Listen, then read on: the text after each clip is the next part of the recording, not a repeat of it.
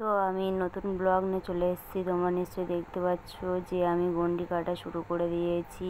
এর আগের ব্লগটা দেখানো হয়নি, তো প্লিজ ক্ষমা চেয়ে নিচ্ছি। তো দেখো আমি অত দূর থেকে হেঁটে এসেও আমি 5 পাক গন্ডি কাটবো আমার ছেলের জন্য, যাতে ও ভালো থাকে। তোমরাও ওকে আশীর্বাদ করো যেন ও সবসময়ের জন্য হাসি খুশি ভালো থাকে।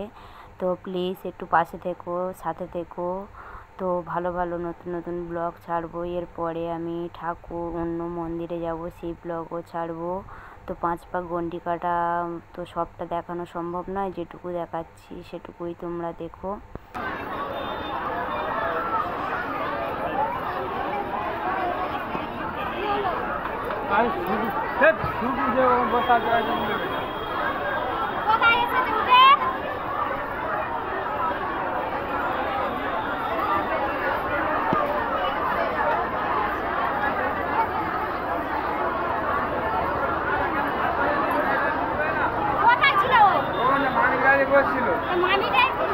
না মানি ওই তো বন্ধ করবো।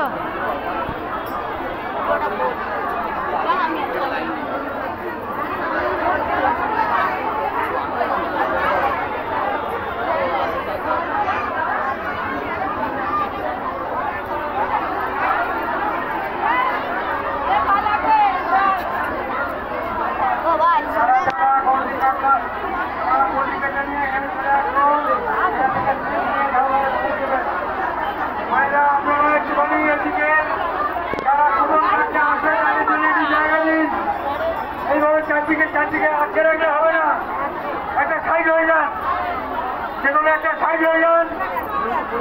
যারা নাম লেখাবে গন্ডি কাটবে সেভাবে যারা আসতে পারছি না সব ফিরে রেখে দিয়েছেন আপনারা জায়গাটা।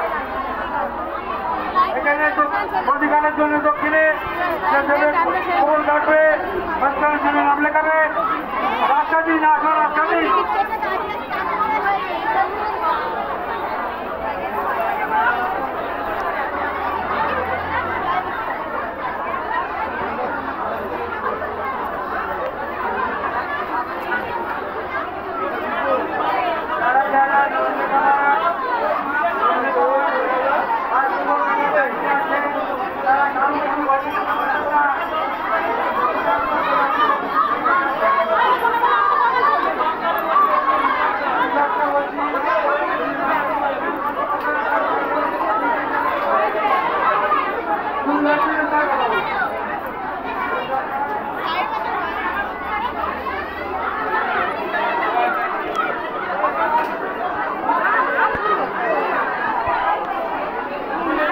মাথা ঘোড়ার ডিমের মাথা।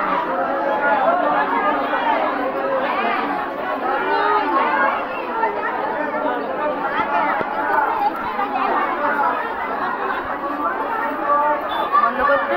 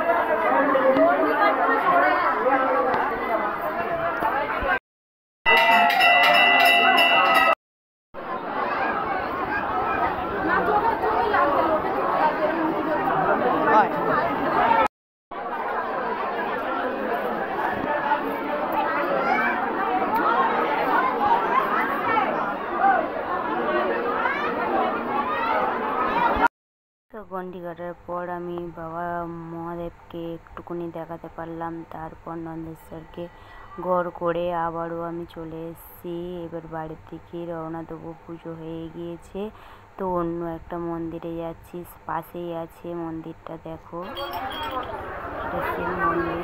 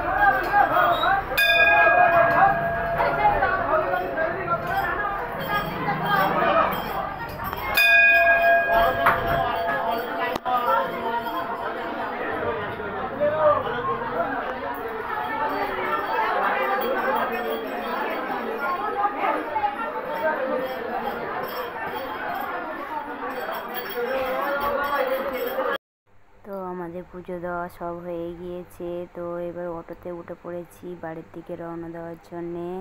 তোমরা দেখতেই পাচ্ছ অটো থেকে নেমে আরও 5 মিনিট মতন হেঁটে আমার বাড়ি যেতে হবে। তো আমার ছেলে কীভাবে রাস্তায় যাচ্ছে দেখো, আমার বাবুর হাল দেখো কি অবস্থা, হেঁটে আর পা চলছে না যাওয়ার পথে। আমরা বাড়ির কাছে প্রায় চলে এসেছি। ভিডিওটা ভালো লাগলে লাইক করো, শেয়ার করো, টাটা।